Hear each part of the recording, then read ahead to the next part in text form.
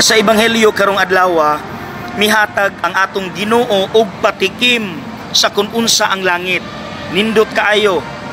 Ang naandan nga pamalandong ani nga kita maningkamot nga malangit.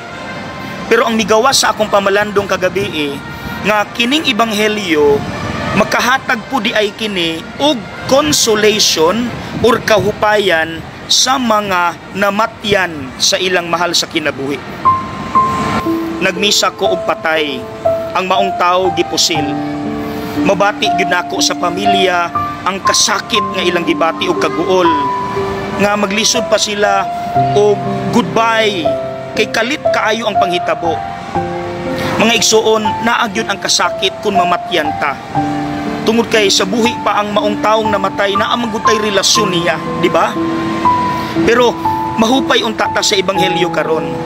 Kay si Kristo mihatag og assurance nga kanang atong mga mahal sa kinabuhi nga nangamatay na kuyog sa iyang amahan, kuyog niya didto sa langit.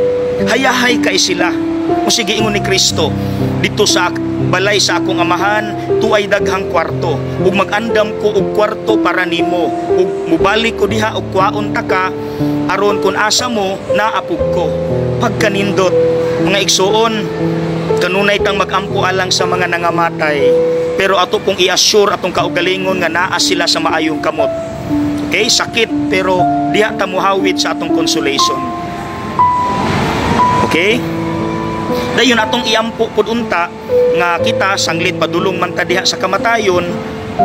Moingon pud unta ta, Lord, tabangi ko nga mamahimo pud nakong goal ang langit aron magdako ko with that desire nga malangit pinaagi sa akong maayong pulong ug maayong buhat.